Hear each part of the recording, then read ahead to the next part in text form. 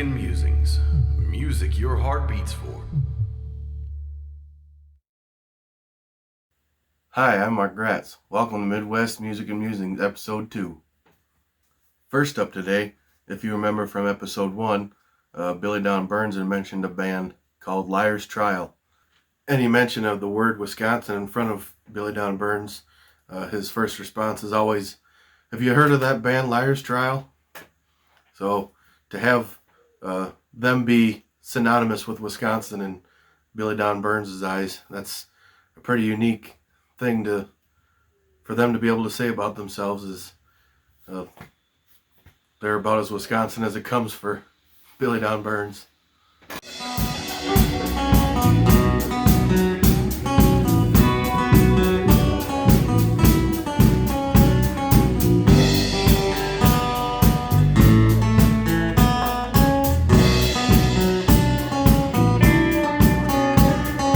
Son, gotta listen up what I have to say. Driving down the road, heading for our way. Having places on, sitting in the street. In today's episode, we check out their music a little bit and look back at some of the things they had to say during an interview that I was able to get with them. Excuse me, miss. Don't I know you from somewhere? There's just something in the way the sunlight dances over your smile. No, I'm certain you'll have sparked a recollection of a baby girl who wants, I could say, was all mine.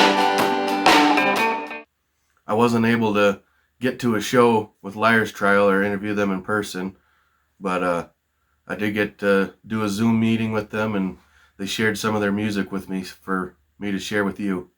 Go back where I was raised in my carriage up on the old lady. And there's fire on the horizon, and it's taking me back in time. I got a long, long blade out the window, the little white sign. And there's fire on the horizon, and I'm taking back in time. But oh, how long it takes me to get there when I'm outside. Gotta clear my mind. Yes, when you finally understand, let listen and the measure of the money, all that lasts.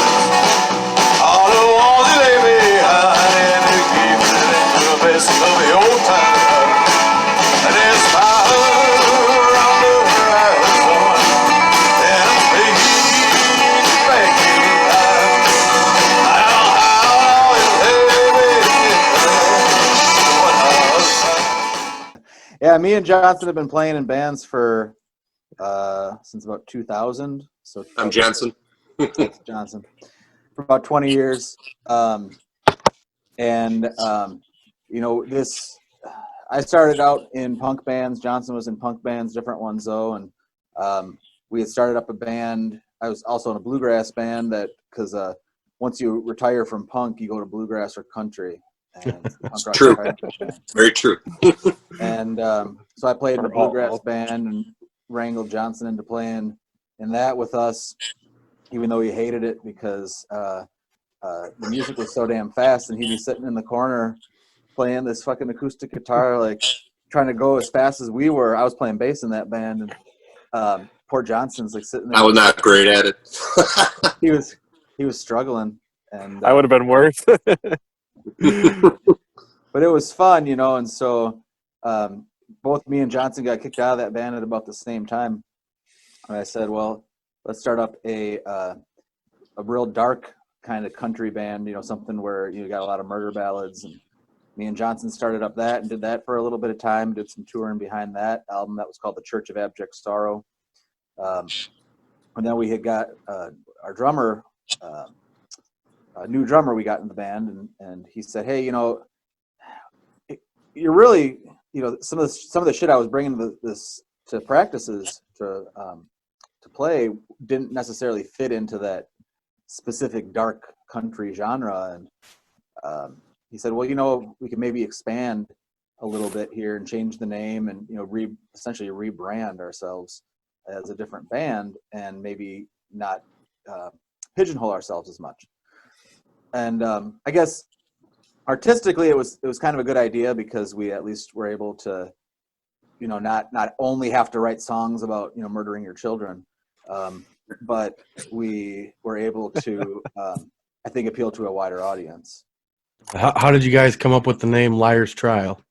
The real story was I always Daddy. looked through books and for band names, and I seen a book called Liar's Trail, and it was one of these old westerns. I'm guessing it probably had some something about cowboys and meeting cowgirls on the prairie or something like that. And misread it, thought it said Liar's Trial, and I was like, oh, that's kind of funny, and then went with it.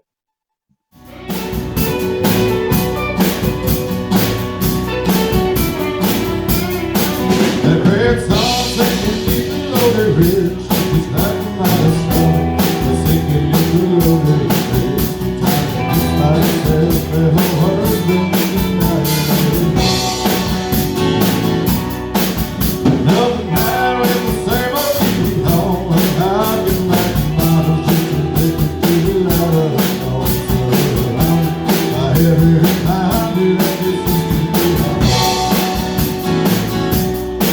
Another night, the shadows lay through the gate, walls closing tight. The memory haunts my brain, it won't let it go. It's hard to show. And we get together on a Sunday night. All the flowers clear inside the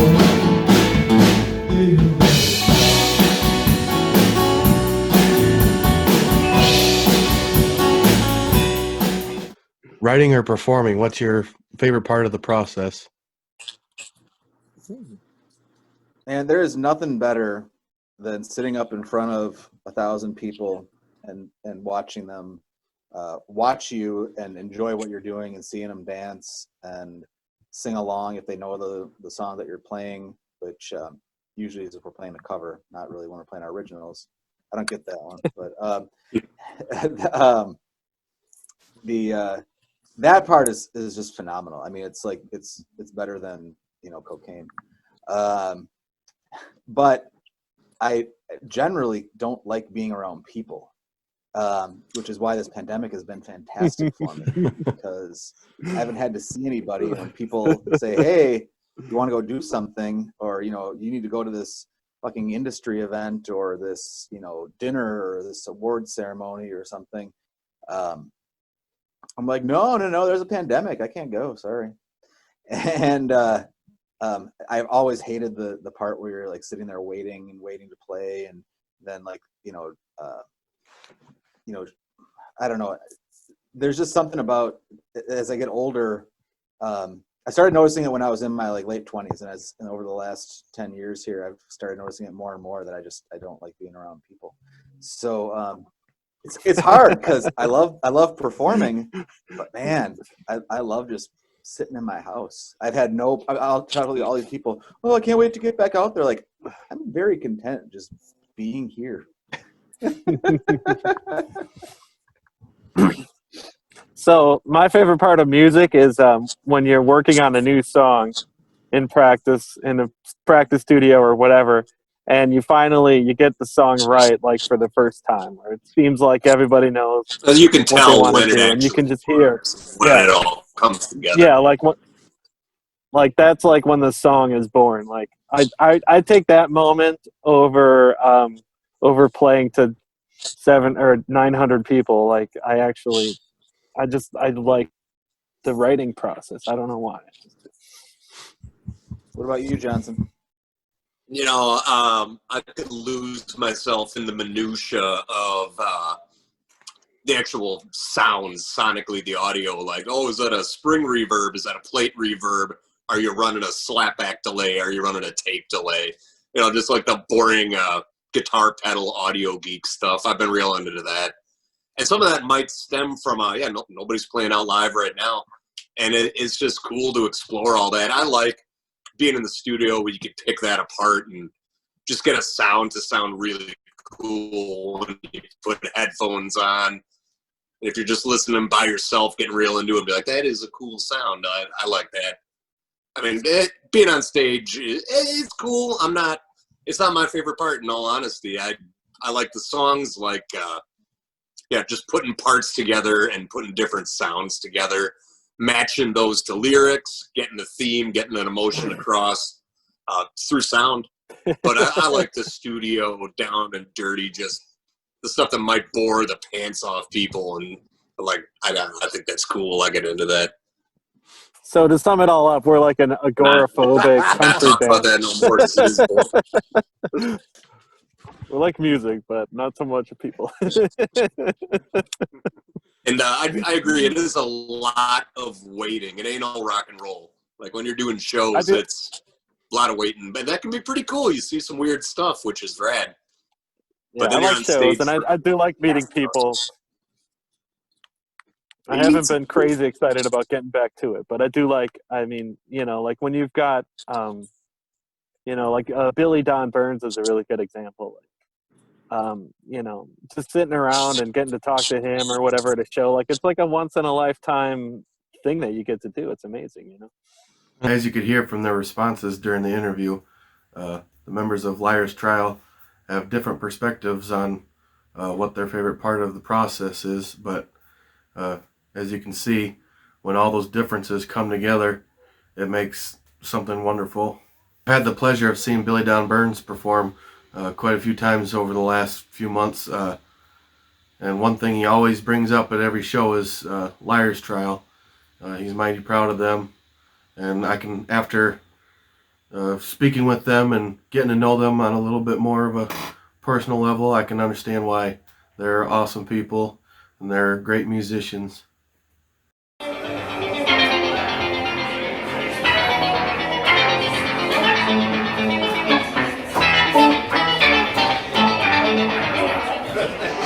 Nothing ever happened around hometown, and now I hate to kind of just hang around. But I heard someone calling my name one day, and I followed that voice to the lost highway. Everybody tells me you can't get far on $37 in a cheap guitar. Let's go get into Texas with a ham down and a rocking little combo from the guitar top.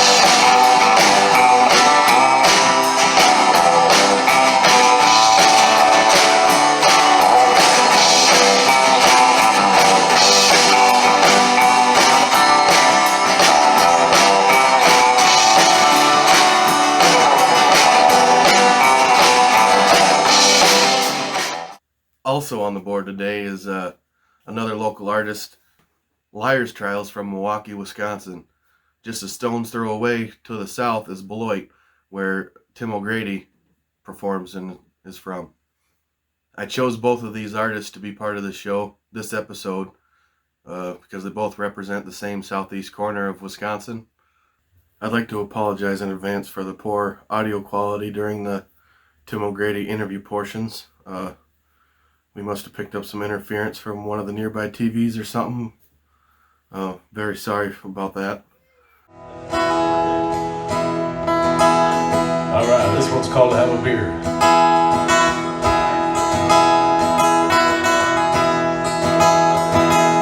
Early on Sunday morning, I praise the Father, Ghost, and Son. I head home to watch the game after church is done.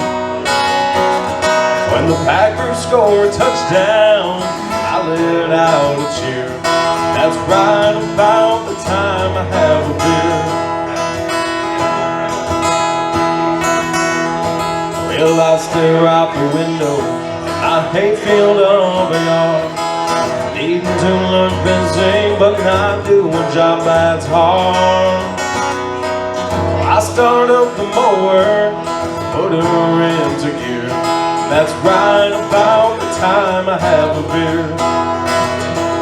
If I'm working or I'm praying, driving down the road, I step on tall glass water, glass nice and cold. If my truck is parked in the garage, I plan to stay right here.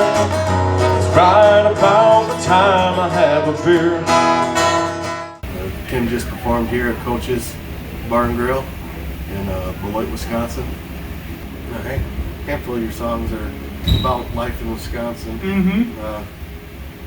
How do you feel about Wisconsin, and how do you feel about, have you ever gone any outside of Wisconsin to perform, or if you haven't, would you like to? Yeah, so, and I love Wisconsin. I grew up here, and honestly, I can't imagine living anywhere else. You know, I know we complain about the winters and stuff like that here, but honestly, that variety and that change of seasons, that I think I draw a lot of inspiration from you know, that variety too. I haven't really done too much performing outside of Wisconsin. I played a couple times down in northern Illinois. I did play, there was a week I went actually down to Nashville, played a couple places down there, and that was a cool experience, you know. There's a lot of great musicians down there. I didn't really feel like I fit in down there very well, you know.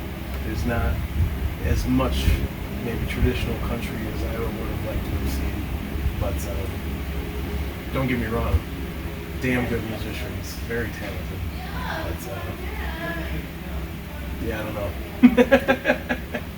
Well, I love Wisconsin though, man. I wouldn't, like I said, I wouldn't be anywhere else. Tim O'Grady and his music personify really what it is to be a Wisconsinite.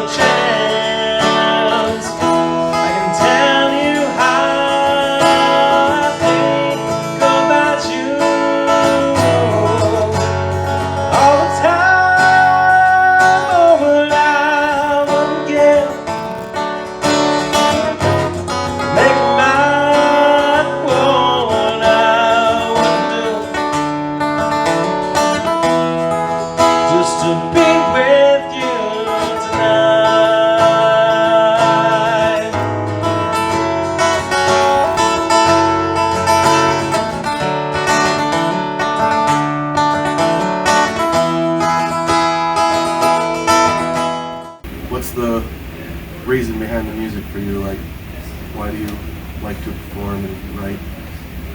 For me, my favorite part about it is the writing. And I love to sing too, don't get me wrong. I suck at playing guitar.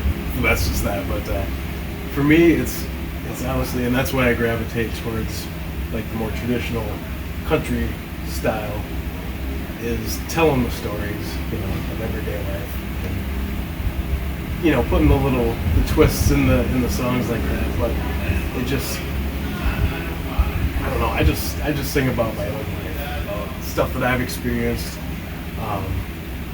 It's kind of an outlet, you know, a way to get that stuff out. Not keep it bottled up, but yeah, I don't know, man. Just seeing the beauty and making the best of everyday situations, you know, things like that. Appreciating what you have and just, I don't know, busting your ass and doing the best you can in this world, man. Yeah.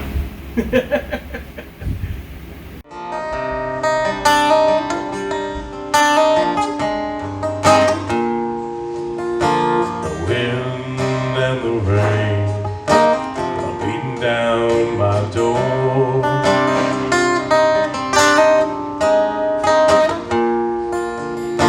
The walls are closing in on the ceiling and the floor, trapped in my head again. I don't know what to do.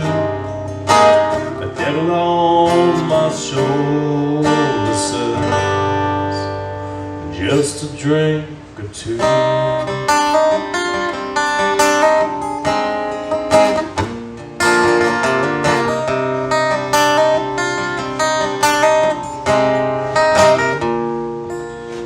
As the liquor hits my lips, the crowd starts to twist.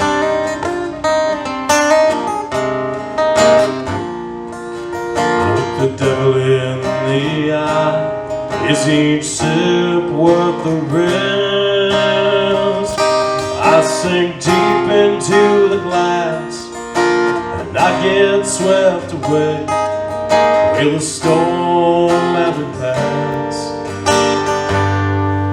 The vivid face to gray. When I attended Tim's show, he had a broad catalog of quality original content. A lot of good songs that were written and performed by himself, as well as a handful of covers. And these weren't the kind of covers that you hear a lot of artists perform. There's covers of Dallas Moore and Tyler Childers, some good modern artists. It wasn't none of the mainstream stuff that a lot of people would do covers of. So it was real interesting to see that kind of mix up, having the mixture of new artists, cover songs, along with all of his original content. It was really good. Who would you say are some of your musical inspirations? Oh man. Well, I grew up in the 90s, so I've always, so that era of country, some wouldn't call it country, I guess, but for me that is kind of what got me into it. And I've always thought, anyway, that I write similarly to Alan Jackson, just simple songs, but it conveys, it gets your message across. The old three chords and the truth, kind of cliche thing for country music, but honestly, it's pretty true. Mm-hmm. But there's so many people that you kind of draw from. I always have been a fan of Buck Owens and the Bakersfield sound, Merle Haggard, any Johnny Cash. My son loves Johnny Cash too, so But honestly, just I wouldn't say it's even exclusively a group of artists. It's just anybody that writes good lyrical content and has a good story and message behind it. Eyes are open, now I can see. I love the day man brought home by me. I'm a sinner to my core. Ask forgiveness, nothing more.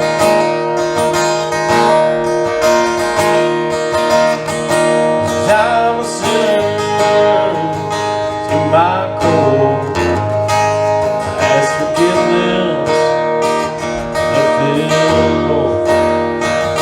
Ask forgiveness, nothing more. Even though Liar's Trial and Tim O'Grady are both from Wisconsin, their sounds are very different, but they're both equally good in their own ways, and I'm glad that I got to profile that a little bit here. If you've liked what you've seen from either of these artists, feel free to go check them out. I'll have their pages linked to this video. If you're a band or an artist who would like to be featured on Midwest Music and Musings, please message me at my Facebook page or at midwestmusicandmusings@gmail.com. I'll post the links below. This show is all about spreading independent music and sharing voices that deserve to be heard. So if you're interested, get a hold of me and we'll try to make something happen. I'd also like to let you know that we're going to be starting a fundraiser here coming up in the next couple of days. So keep an eye on the Facebook page for more info and updates on that. I'd also like to thank everybody who watches this show, and to all those who have liked the page and shared it. If you haven't yet, please go like it and share with as many people as you can. We're trying to grow this and spread the country music gospel to as many people as we can. So any share, any likes, any mentions, everything is greatly appreciated. Not just by me, but by the artists that'll be featured on this show.